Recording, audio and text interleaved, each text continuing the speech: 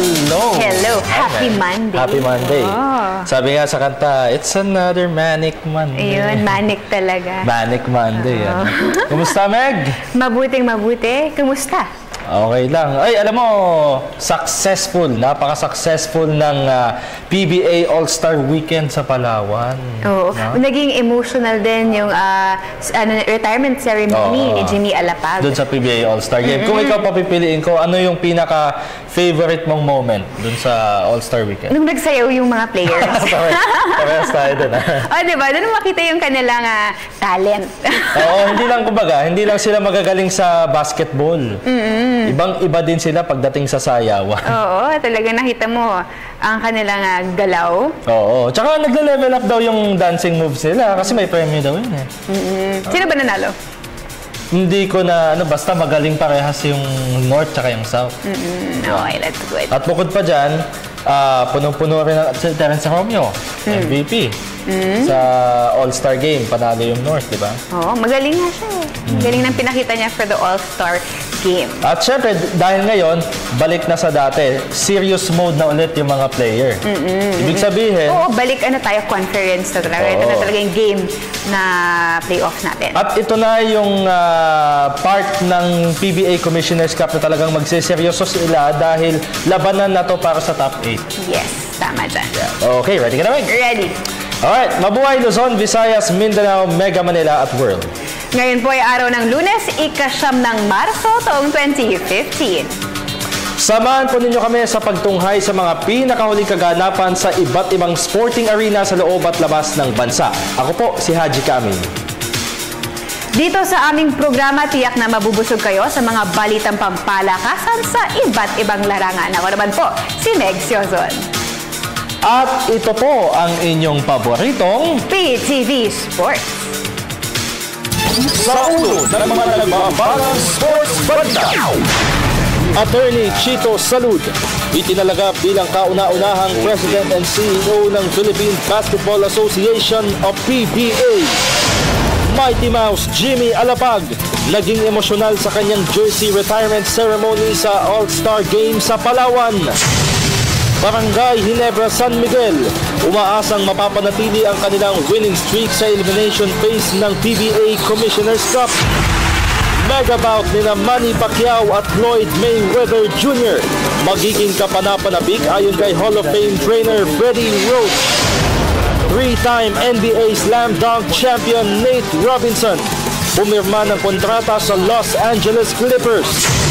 At American Bar Buster Dustin Johnson, itinanghal na kampiyon sa Doral Championships sa Florida.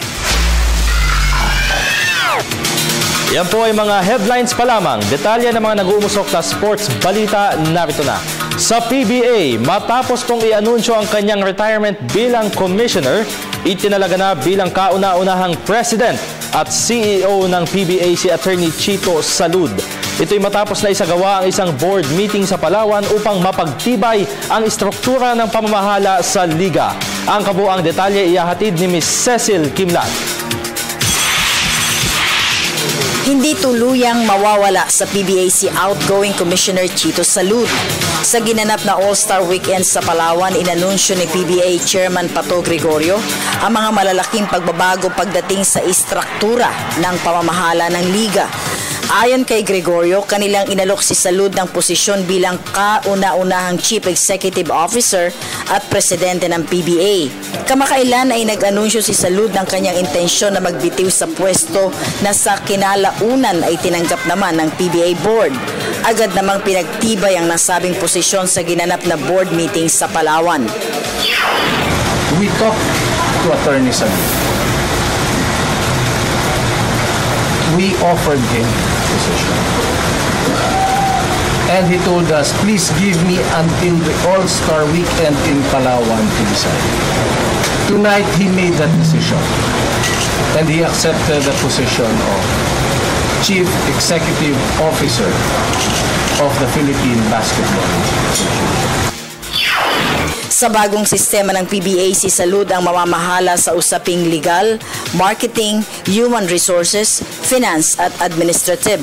Samantala, nakatakda pang maghanap ang liga ng bagong game commissioner na hahawak din ng posisyong Chief Operating Officer.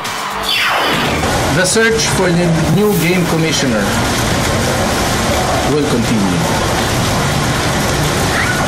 We have also appointed the official headhunter group, search group.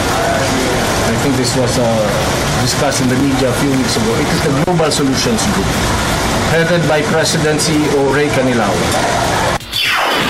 Ibinunyag din ni Gregorio na nais nilang palawakin pa sa business aspect, gayon din ang posibilidad na magkaroon ng international involvement ng liga. Para sa PTV Sports, Cecil Kimlat, Sports Radio 918. Samantala, naging emosyonal ang jersey retirement ceremony ni Mighty Mouse Jimmy Alapag sa halftime ng PBA All-Star Game sa Puerto Princesa City. Dito kinilala ang pangunguna ni Alapag sa championship titles na nakuha po ng Token Text, Tropang Texters at ang kanyang naiambag sa FIBA stints ng Gilas, Pilipinas. May report si Ms. Judith Caringal. Wala nang makagagamit pa ng jersey number 3 sa Talk and Text franchise. Nitong nakaraang All-Star Weekend, iniretiro na ang nasabing numero bilang pagpupugay sa gumamit ng nasabing jersey number na si Jimmy Alapag. Ang nasabing retirement ceremony ay ginanap sa halftime ng North versus South All-Star Game sa Puerto Princesa, Palawan. Dumalo sa nasabing seremonya ang ilan sa mga dating teammates ni Alapag tulad ni na Harvey Carey, Danny Siegel at Asi Taulaba na naglaro naman para sa South Team. Nandoon din ang asawa ni Alapag ni si LJ Moreno at ang longtime coach na si Chot Reyes. It's always been my dream, bata pa lang ako, to be here with all these incredible people in this incredible league. And I feel so very blessed these last 12 years to have been a part of the PBA's rich history. Si Alapag ang isa sa mga tinitingalang point guards ng bansa na hindi inalintana ang sinasabing kakulangan sa height upang maging matagumpay sa kanyang PBA career. Ang 5'7" guard na lumaki sa California ang namuno sa 6 na PBA titles ng Talk and Text, bukod pa sa pagiging Rookie of the Year noong 2003 at Most Valuable Player ng Liga noong 2011. Isa din si Alapag sa mga naging mukha ng matagumpay na Gilas Pilipinas team na nakapasok sa FIBA World Cup matapos ang halos 40 taon. For your integrity as a player, thank you for your leadership, and on behalf of all the fans, all the Filipino fans all over the world, thank you for lifting our hearts, our spirits, giving us identity, pride, and honor. Maraming salamat, Jimmy. Enero ng taong ito nang i-anunsyo ni Alapag ang kanyang pagre-retiro sa basketball. Sa ngayon ay si Alapag ang tumatayong bagong team manager ng Talk and Text Tropang Texters. Para sa PTV Sports, Judith Caringal, Sports Radio 918. Sa PBA pa rin, bumalik na sa ensayo ngayong araw ang mga manlalaro ng Barangay Ginebra San Miguel na lumahok sa katatapos lamang na PBA All-Star Weekend sa Puerto Princesa City sa Palawan. Dito, binigyang diin ni point guard L.A. Tenorio na layunin nilang ituloy-tuloy ang kanilang momentum sa elimination phase ng PBA Commissioner's Cup. Narito po ang report. Umaasa si Barangay Ginebra San Miguel point guard L.A. Tenorio na magtutuloy-tuloy na ang kanilang panalo sa elimination phase ng PBA Commissioner's Cup. Ito'y matapos ang mahabang pahinga ng mga teams dahil sa matagumpay na PBA All-Star Weekend na ginanap sa Puerto Princesa City sa Palawan. Sa panayam ng PTV Sports, hindi nababahala si Tenorio na posibleng kalawangin ang kanilang performance sa susunod na asignatura sa hinang mahabang pahinga. We're hoping na hindi masira momentum namin after this All-Star break at mapaganda pa sana. Kasi may mga injuries sa amin, may mga sakit, makaka-recover na rin. Masaya rin si Tenorio sa ipinakita ng team noong nakaraang mga laro na nagdala sa kanilang kartadang 4 wins against 3 losses sa standings ng mid-season conference. So, hopefully, yun nilalaro namin for the past 4 games. Sana magtuloy-tuloy na. And sa playoff, sana magtuloy-tuloy rin yung magandang laro namin. Hindi rin tiyak ng 5'8" playmaker kung makakapaglaro na para sa team si veteran guard Mark Agiwa dahil sa iniindang hip injury. Gayunman, umaasa si Tenorio na mananalo sila kontra NLEX Road Warriors sa darating na Miyerkules para sa pagpapatuloy ng elimination round. Sa tennis, namayani ang mga Pinoy tennisters sa katatapos lamang na Asia-Oceania Davis Cup Group 2 tie sa Pasig City nitong weekend. Ito'y matapos na lampasuhin ng host team ang Sri Lanka sa singles at double sets ng prestihiyosong clay court event. Ang kabuong detalye ihahatid ni Ms. Arian Malyari. Muling dinumina ng Pilipinas ang Sri Lanka sa Davis Cup Asia-Oceania Group 2 tie sa pamamagitan ng 5-0 victory sa Valle Verde Country Club sa Pasig City nitong weekend. Nilampaso ni Tret Yui si Sri Lankan Sharmal Disanayake sa first reverse singles, 6-3, 3-6, 6-1. Habang pinayuko naman ni Francis Casey Alcantara si Than Garaha, 6-2, 6-3 sa last reverse singles. Nauna rito, winalis muna ni Patrick Gianpiero si Harshana Godamana sa first singles, 5-7, 3-6, 6-4, 6-love, 6-3.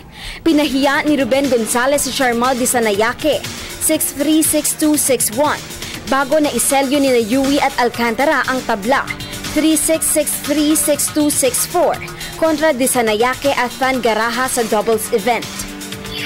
It was a really good match. They came out on fire for sure at the beginning, and Nino and I knew if we kept playing our game and being solid and putting pressure on them, it would go more in our favor. And we turned it around pretty quick from the second set on, and played really well and won the second, third, and fourth set pretty comfortably. It was just one of those things. If they play like that, absolutely unbelievable, like they did in the first set, you have to say too good. But I mean, we knew that we would step up our game and come back and win the second, third, and fourth.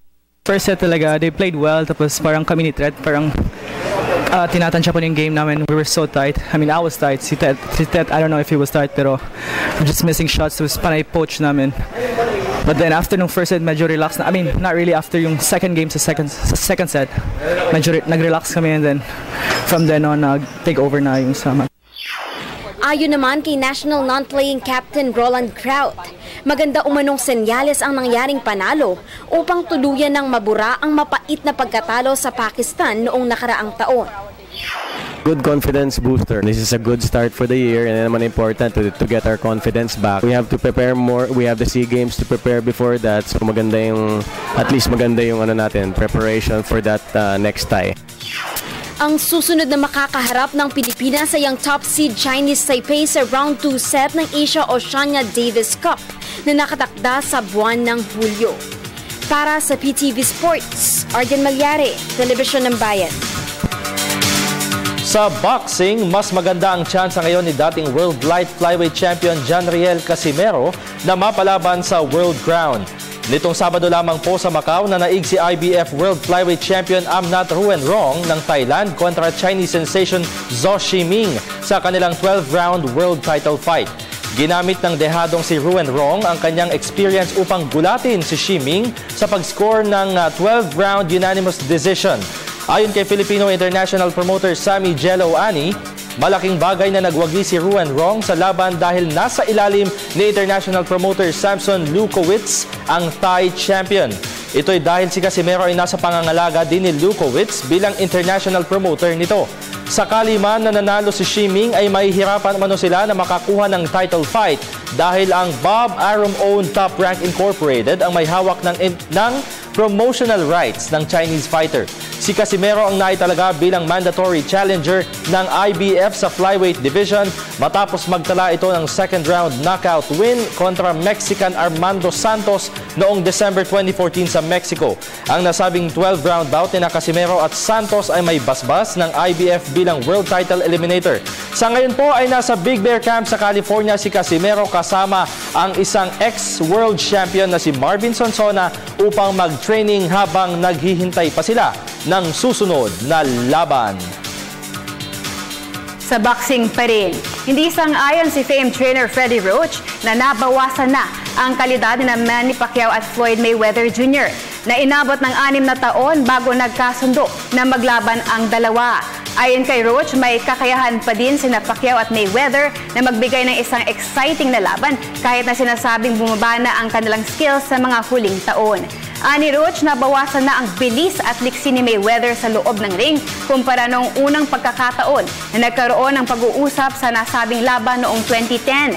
Ngayon, mas mabagal umano si Mayweather. Ibig sabihin nito ay mapipilitan ng undefeated American fighter na makipagsabayan kay Pacquiao. Ngunit sa kabila nito ay aminado si Roach na magiging mahirap na laban ito para kay Pacquiao dahil na rin sa hanggang ngayon ay wala pa siyang nakikitang bad habit na maaari nilang gamitin kontra Mayweather. Sina Pacquiao at Mayweather ay maglalaban sa Mayo 3 sa MGM Grand Garden Arena sa Las Vegas, Nevada, kung saan tatangkain nila hindi lamang ang welterweight championship na nakataya sa kanilang 12-round bout, kundi maging ang karapatan upang tawagin bilang pound-for-pound king ng boxing. Lipat naman po tayo sa volleyball. Malaki ang paniniwala ng national team na kayang makipagsabayan ng bansa sa malalakas na Asian counterpart sa gaganaping Asian Women's Under-23 Volleyball Championship. Ito ay dahil karamihan sa mga players na kukunin ng team ay ang mga stars mula sa UAAP Women's Volleyball Tournament. May report si Miss Arian Malyare. Tiniyak ng national coaching staff na solidong roster ang ipapadala ng Pilipinas para sa nalalapit na tournament hosting at debut ng Asian Women's Under-23 Volleyball Championship sa buwan ng Mayo. Bagamat hindi pa tuluyang ibinunyag ang lineup ng kanilang roster, inamin ng national staff na ilan sa mga pangalang shoe-in na sa team ay sina Ateneo Lady Eagles hotshot Alyssa Valdez, rookie Bea De Leon at setter Gia Morado. Sa panayam ng PTV Sports, tiwala si National Coach Sammy Acailar na fit to play na ang karamihan sa mga players dahil karamihan sa mga ito ay naglalaro na sa ongoing UAAP Season 77 Women's Volleyball Championship. Naniniwala naman ako sa team natin. Naniniwala naman ako sa mga Pilipina kung paano maglaro. Ang problema lang namin dito is yung paano mag-gel yung team natin ngayon. But then, as far as I know, meron kaming 1-week training sa ibang bansa bago kami lumaban dito. So, I know hindi yan ang, kumbaga kulang pa yan sa exposure. But then, the heart of the Filipina is there to fight for our country. Optimistiko rin si Acailar pagdating sa chances ng National Under-23 squad sa Asian Meet. Ito'y kahit pa malalakas ang Asian counterpart sa kasama nito sa Pool A na kinabibilangan ng Kazakhstan at Iran. This is our stepping stone, experience-wise para sa players natin.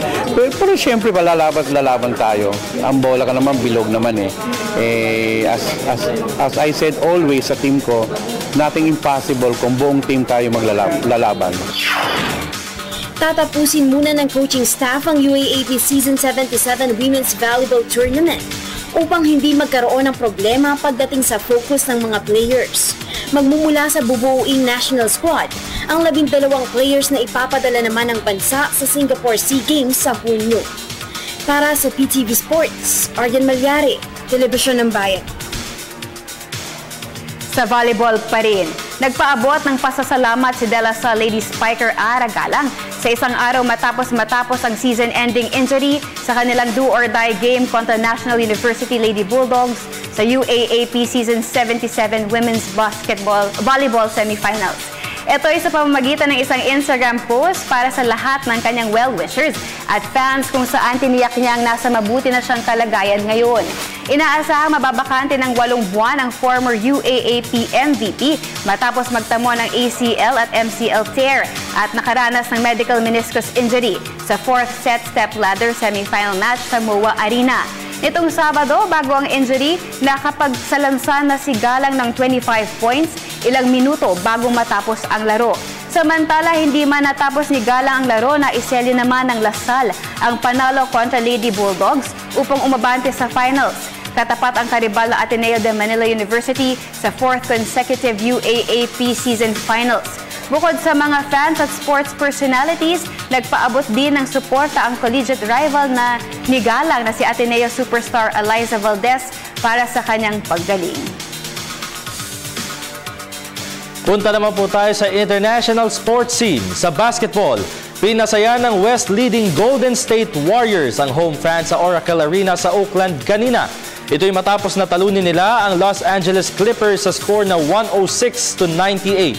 Pinangunahan ni Warriors forward Draymond Green ang opensa ng team matapos na pumukol ng team high 23 points. Habang tumikada naman ng 21 markers si streak shooter Klay Thompson. Bagamat 12 points lamang ang nagawa ni star guard Steph Curry, nagpakita naman siya ng mga fancy moves sa laro. Si reserve Austin Rivers ang nagdala ng opensa para sa Clippers matapos magtala ng 22 points. Hindi pa rin naglaro para sa Clippers sina forward Blake Griffin at Jamal Crawford dahil sa injuries. Dahil sa panalo, napanatili ng Warriors ang top spot sa team standings. Hawak ang kartadang 49 wins against 12 losses. Ang susunod na mga katapat ng Golden State ay ang Phoenix Suns bukas. Samantala, pasadahan naman natin ang iba pang sports stories overseas sa report ni Haji Kaaminyo.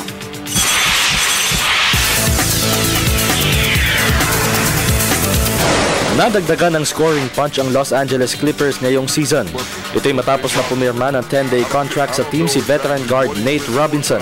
Huling naglaro ang 10-year NBA veteran para sa Denver Nuggets kung saan nagtala lamang siya ng averages na 5.8 points, 2.3 assists at 1.2 rebounds.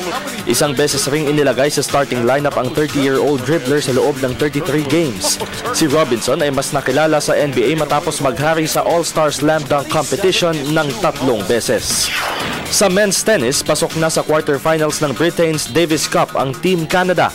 Ito'y matapos na talunin ni Vasek Pospisil si Japanese tennister Go Soeda sa score na 7-5, 6-3 at 6-4. Nakatabla pa ang Japan kontra Canada ng daigin ni world number 4K Nishikori si Milos Raonic sa score na 3-6, 6-3, 6-4, 2-6 at 6-4. Ngunit sa kabila ng nararamdamang pressure, nanaig pa rin si Pospisil upang dalhin ang Canada sa quarterfinals sa Hulyo kung saan makakatapat nila ang Belgium. At sa golf, nakopo ni American par buster Dustin Johnson ang titulo ng WGC Cadillac Championship sa Doral, Florida. Ito'y matapos na maitala niya ang final round 3 under par 69 at mag-secure ng one-shot victory kontra JB Holmes. Pumalo ng 4 na birdie si Johnson sa laro at isang bogey sa 7th hole. Ito na ang ika-9 na PGA Tour title para kay Johnson na galing pa sa 6-month absence. Ito rin ang ikalawang WGC victory ng 30-year-old par buster. Para sa PTV Sports, Haji Kaaminyo, Telebisyon ng Bayan. Okay, at yun na nga. Oo. Sa tingin mo ba makaka-apekto yung injury ni Ara Galang sa volleyball?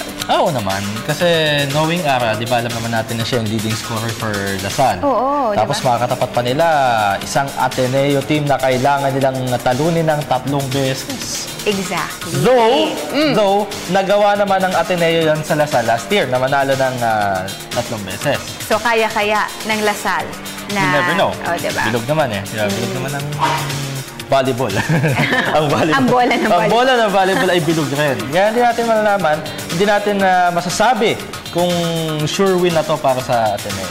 Pero alam mo, ang maganda kasi dito, kahit si Eliza Valdez, talagang nagpaabot ng support para sa recovery ni Ara. Oo naman.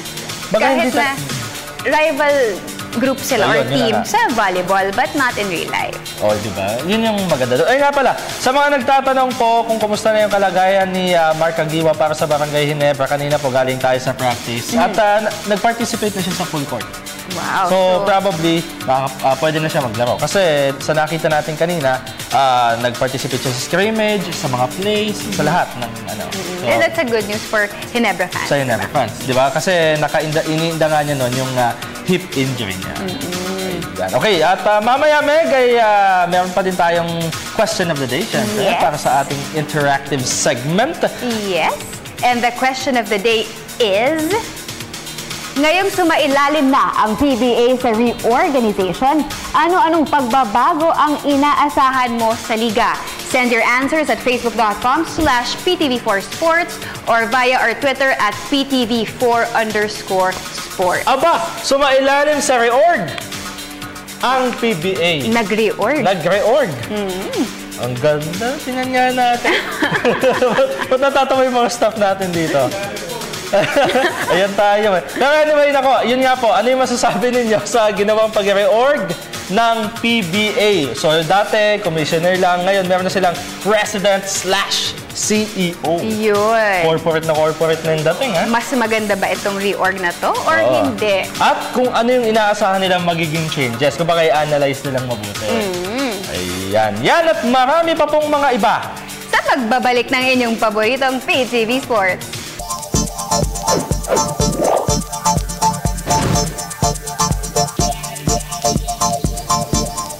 At nagbabalik ang pinakamalawak na sports newscast sa bansang PTV Sports. Ayan. Sige, para sa kaalaman lamang ng mga katutune-in lamang ngayon sa atin, Meg, ano ba yung ating question of the day? Ngayong sumailalim na ang PBA sa reorganization, ano-anong pagbabago ang inaasahan mo sa liga? Yun. So, ano na, comment na kayo, guys. Alam mo, Meg, akala natin, nung nag-retire na, nung nag-announce na ng retirement si Attorney Chito, talagang hindi na siya magiging, kumbaga, hindi na siya active sa PBA. Pero, yung PBA board, talagang nag-meeting sila dun sa Palawan mismo para pag-usapan ano yung gagawin natin.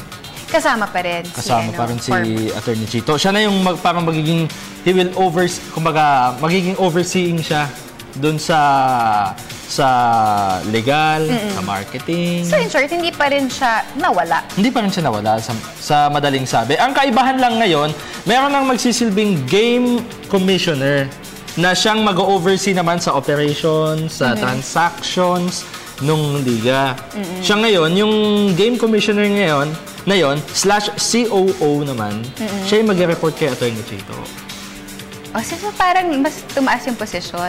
Kumbaga, parang dati, si Attorney Chito yung nag-aano sa mga transactions, sa mga trades, yung mga Oo, ngayon sa kanya na i-report. May mag-report na para sa kanya. So, alamin natin naman ang mga opinion ng ating viewers. Kaya naman from Ronnie De La Rosa Camporaso, sabi niya, hatiin sa dalawang group, North and South, para malupit. Tapos 2 conference lang para may rest ang champion. Sana rin po may reply yung mga laro kahit na replay. May replay. Replay. Sana maging courtside reporter si Miss Meg. Wow. Diba? Ang gaganda ng mga sinasabi nila. First, pa lang yan, first na nag-opinionate. Pero tingnan mo 2 naman. conference. 2 conference lang. Tanggal yung isa kasi di ba usually 3. Tapos sabi niya, hatiin daw sa 2 group. Kumbaga sa NBA, merong Western Conference, merong Eastern Conference. Dito naman may North and South. Pwede din. I-pattern sa NBA. Dami lang idea. Sige, basa ka pa, Meg, habang nilaload natin ito. From Bobby Andrew, sabi niya pag Bobby final... Andrews? Ayan o. Pag final sa semis, foreigner dapat referee para walang pabura ng team niya at patas tawagan.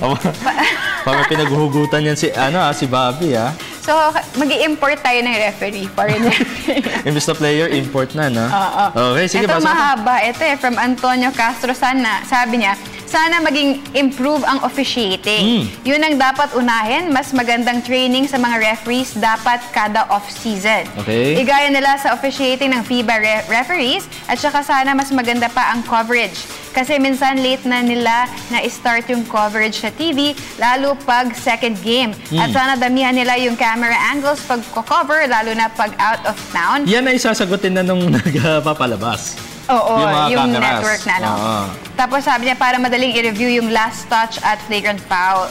At panghuli, sana matigil na ang mga lopsided trades at isa ilalim nila sa investigasyon ang mga teams na mukhang farm teams lang. Ayaw ko na magbanggit ng teams, pero alam nyo na kung sino yun. Sana bumalik ang nawalang integridad ng paboritong liga para mas masaya. Sabi ni Antonio, parang nawala daw yung integridad. Ano sa tingin mo? Siguro yung sinasabi niya siguro dyan sa officiating, no?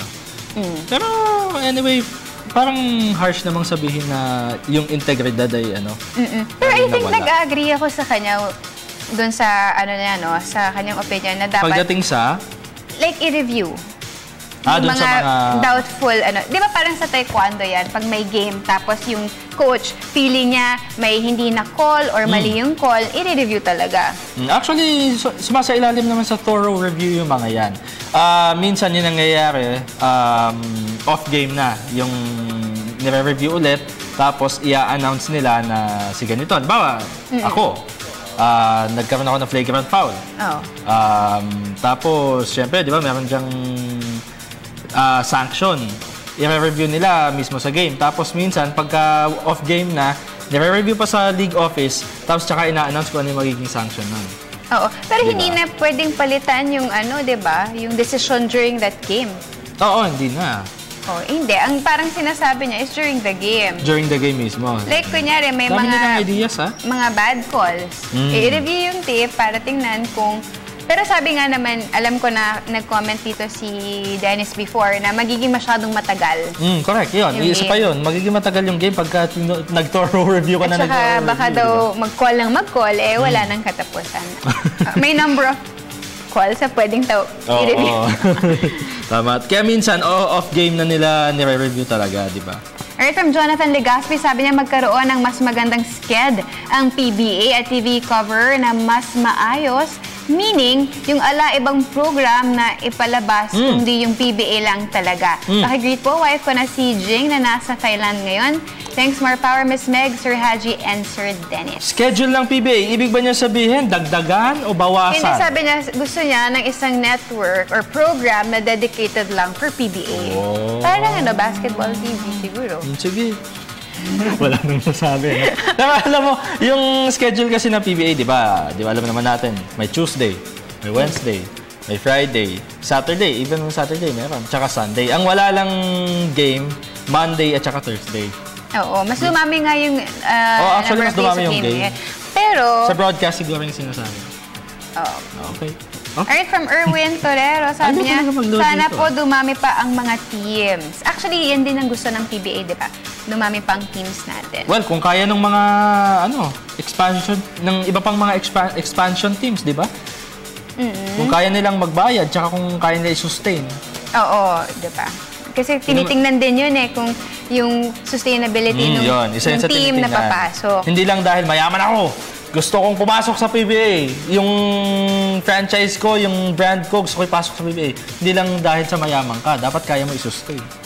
Ito, meron, sabi ni John, Espelimbergo, sabi niya, sana di scripted. Lalo kapag playoffs saka between sister companies talaga. Hindi naman scripted ang plays nila. Lalo na gusto talaga nilang nananalo dahil merong incentives pag nananalo ka. Parang lahat naman yata ng teams ginagawa yung lahat, no?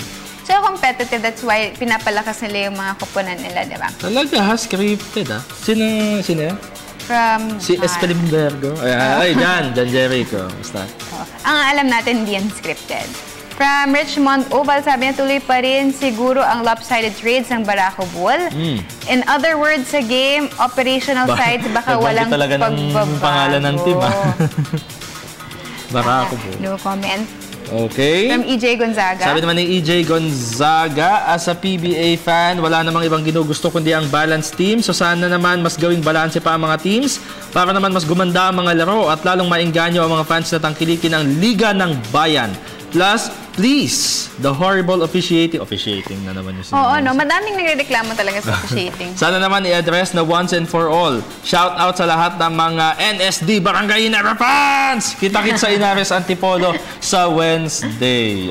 Game nila against NLEX Road Warriors. So, better officiating. Ano itong naglaloko yung technique? From Rolando Gaguhas, dapat di nila hayaan ng coach na umasa lang pangit. Tulad ng pagsasalita ng bad words at sinisigawan ang mga referees. Parang kilala ko sa tinutukoy, Pero kasi during that game, di ba, yung emotions nila sobrang high. Frustrations. Talagang siguro hindi nila maiwasan yan. Even naman sa mga games yung tawag dito, yung mga yung hindi pa talaga PBA games. Ay, mga tune-up. Tune-up games, nagkakainitan din dun eh. Kasi ganoon sila ka-passionate. Ka-passionate, no? Na manalo. Ito, sabi ni Edward Enriquez, sana bago na yung referees. Madami kasi pumupuna sa kanila eh. Tsaka yung sa mga mali, walang pito nila kapag sa laro. Yun. Yan. Sabi ni Casimiro Bucayo, interesado ang SMC teams na makuha si Terence Romeo at Stanley Pringle. Naglalaway silang mapunta sa kanila.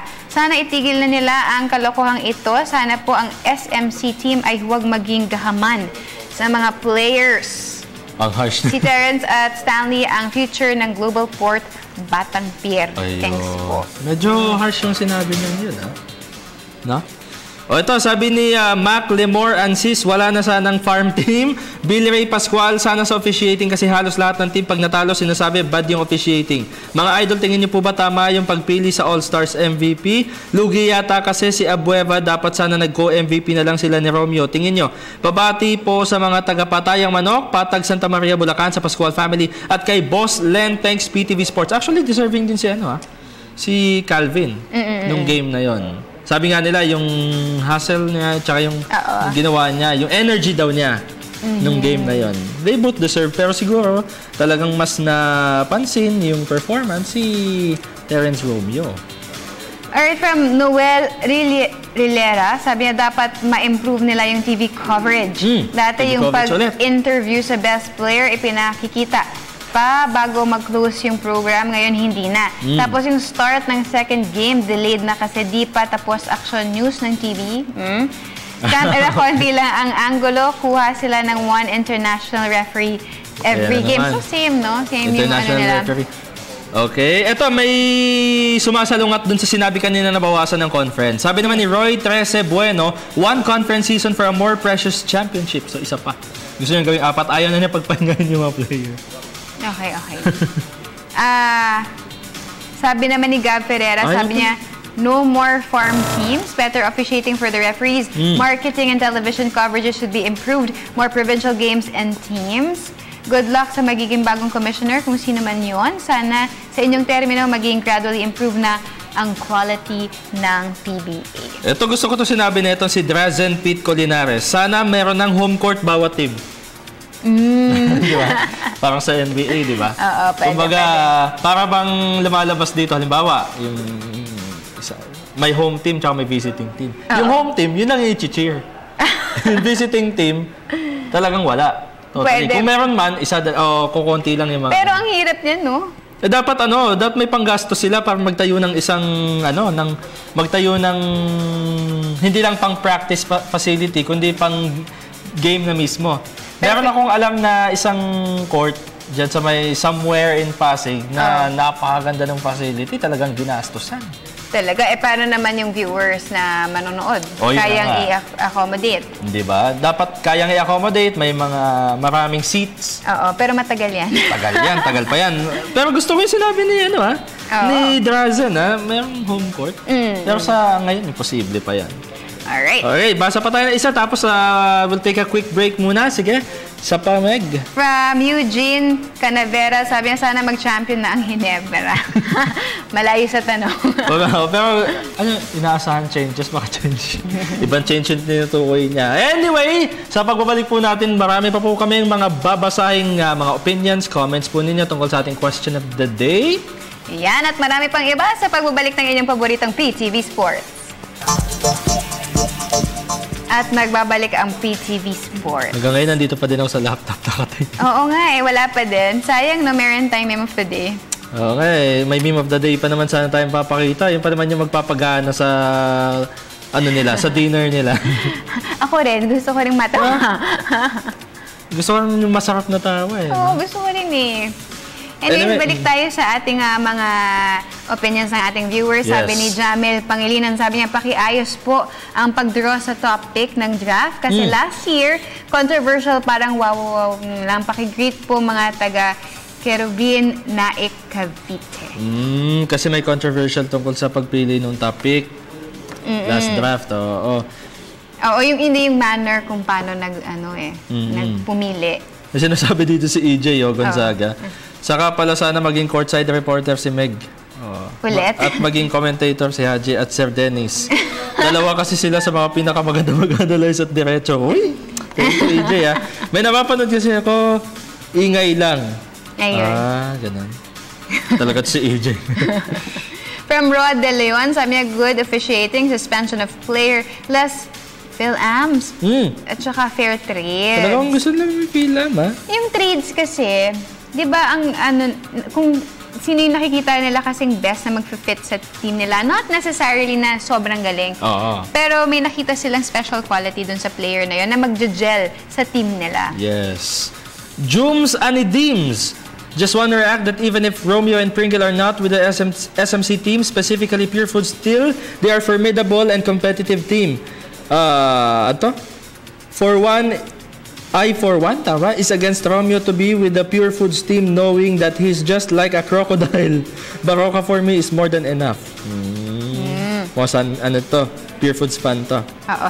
Sabi ni Horton Hernaez, ito yung in connection dun sa nag-message natin kanina. Sabi niya, remember the draft day where Salud picked the top rookie without showing his hand.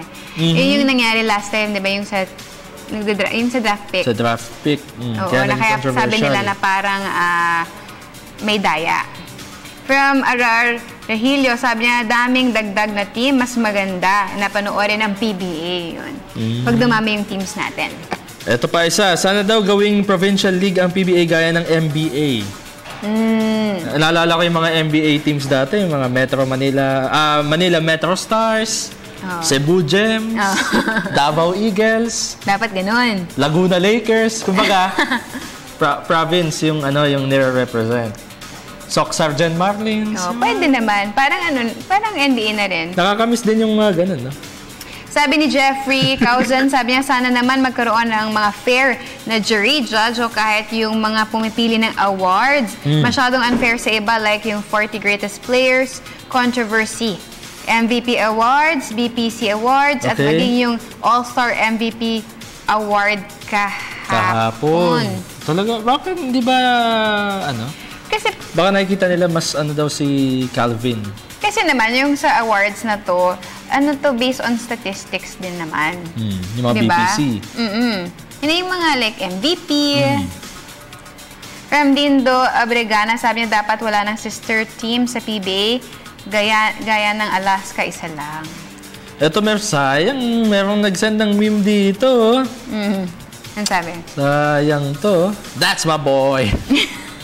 Sayang, hindi lang natin ipapakita. Alam mo, maganda rin yun sa ating viewers. Magpadala rin sila sa atin na pwede nating i-showcase. Uy, pwede yun Ganda nga nun Sige nga, i-workout natin para yan. Para very interactive. Sila mismo yung magsasend ng meme of the day natin. Tapos pipiliin natin. Yes. From Drempol, sabi niya, ganda talaga ni Miss Meg bago yung mag-artisan na. Pwede ka na sumali dun sa reality show, no? Yung pinag-uusapan lang natin Gusto ko siya. Pinag-uusapan lang natin kanina yun. Siya, gusto daw yun. Hindi ako pwede. Overage? Bata ka pa. Ewan ko.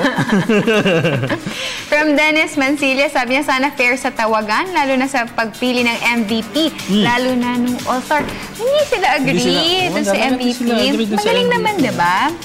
Naka 20-something points yun si Terence Min From Melo Santos, good PM, para sa akin, there is no perfect officiating, but there is a worse officiating. Walang perfect, pero may worse. So, ini-imply ba na worse yung atin? Yun ba yun?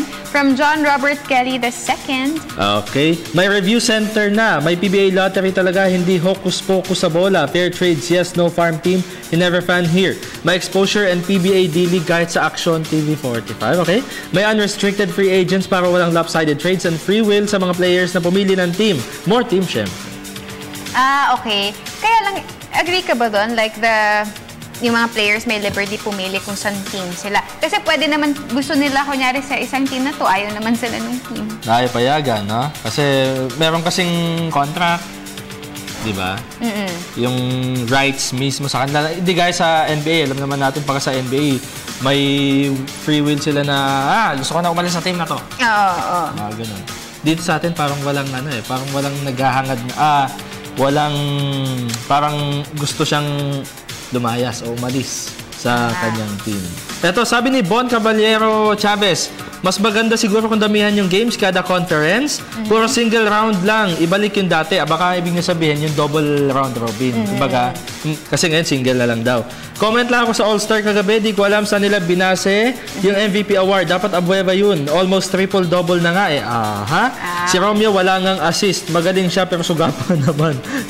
Team yan, hindi one-on-one. Pabati naman po Chavez family dito sa Arsenal Bataan. Pamangkin ko, Pongging at Akila. Mga Aburrido Boys #1 kayo dito. Pure Foods fan here. Ganda ni Meg at Pogi ni Idol Haji. Uy, thank you, Bon. Thank you. Thank you, Bon, From Ian Ojeda, sabi ni wrong calls ng referee, sana lagi i-replay kahit wala pang last 2 minutes sa 4th quarter para maayos ang laro. Hello po, Gorgeous Meg at kay Poging Haji. At asan po si Sir Dennis? May shuffle. Ay, oo, nilalagnat. Get well soon. Get well soon, Idol, Dennis. Thank you, PTV Sports. More power. Ang ganda ng mga sinesend nila. Sayang. Okay lang yan, magpadala lang sila, tapos tomorrow, i-collate natin, tapos pakita natin. Share natin. Padala po kayo ng padala ng mga meme ninyo. Ang kukulit na mga meme neto mga ito. Paano ba? Memes? Meme? O paano ba? Joey, I'm expecting that they will really professionalize the league, like giving seminars to players and coaches on how to conduct themselves during the game. Hindi yung asal kalya pinapakita nila in public. Ayun. Sabi ni Joey. Hindi na talaga nag-work tong... Iwag na natin. Try i-revive from John Rish Manuel. Nabasa na ba to? Good evening, gandang Meg at Sir Haji. Isa sa inaasahan ko sa reorg ng PBA, sana maging mas maayos ang officiating. Wala na dapat paboran ang mga referees. Wala na pala bunutan sa mga draft pick. Mas maging maayos ang drafting at pagtitrade ng mga players. Okay, Richmond Oval, sana ay may mapatupad strictly ang salary caps ng bawat team. Regulate team sa trade. On the positive side, makakabuti ang reorg given the fact na lumalaki na ang liga. They should market the brand which is PBA. O, isang basa pa. Sige. Pero wait lang, may comment ako dyan. In terms of the salary cap, nasusunod naman siya. Pero may mga... Wala na. Wag na nga. Ito, last na lang. Sige, galing kay LA Agoncillo Zelda. Sana fair officiating, fair trades, no more farm team, fair sa pag-award. Example sa All-Star MVP, dapat Abueva. Kahit SMB fan ako, i-televise ang PBA D-League. Sana magkaroon sila ng katulad sa NBA yung replay center para madaling makita mga calls. Ipinakita na rin interview ba to? Ng BPG. Ipakita na rin ang interviews ng best player of the game. Pakibati po kami dito sa Marinduque. Uy, sa mga taga Marinduque, hello po. Lagi po kami nanonood ng PTV Sports. Ask ko lang po, nasaan na si Miss Nicole Ramos? Nasaan daw si Nicole? Meron siyang, into music siya ngayon Magaling naman kasi kumanta yung bata ngayon. Oo. Yun ang passion niya talaga, singing. Singing, yan. Nasagot na po natin. Nako, nabitin na naman po. Inabot na naman tayo ng oras. Okay, mga pagbati. Kaya naman, maraming salamat sa View Blend, sa skin products yan. Tapos Cosmo Culture, Mr. Amis Sumang ng Amazing Playground, J. Lo Serra for Hookup Watches, Mr. D. Friend of California Bow, St. Luke's Medical Center, Miss Babes of Dermesthetics, Frank and Marcel Graphics, My Jewelry Box, and of course, Print Couture. Pasalamatan ko si Jojo Pabro, si Mong Vasalio, na dati kong classmate. Hello. At si Julius Disambron, nagpapabati na naman. Hello, Julius. At batiin... Suki yun si Julius. Batiin ko daw si Jonifer Aldea and family. Avid fan daw yan ng PTV Sports tsaka ng San Miguel Beermen. Nanonood daw sila. Pagbati mula kay Kuya JR Pantua. At batiin ko lang din si Theoden Tuazon at Theodore Tuazon, mga anak ng gwapong-gwapong si Jefferson Dayap Tuason na nakasama natin sa Albay. Maraming salamat po. At panghuli na lamang, pasalamatan na rin natin ang mga taga-Llanos sa Caloocan City, Pantua family, ang De Los Santos family sa Marikina City, si Miss Aiza, Mama, I love you, kay Papa, I love you, at of course, kay Mr. Crispin ng Barangay Ginebra, liaison officer nila. Maraming salamat po sa pag-accommodate sa atin kaninang hapon. Yan. Okay, inabot na naman po tayo ng oras. Kita-kits po muli tayo bukas. Maraming salamat sa inyong pag-antabay. Ako po muli si Haji Kaaminyo. Meg Siozon. And of course, susunod na po ang PTV News Break. Di ba? May pag-gana pa, di ba? May pag-antawag doon? Plug. Pin-promote o pin-plug ko. At hanggang bukas po muli, dito lamang sa inyong paboritong PTV Sports. Richard.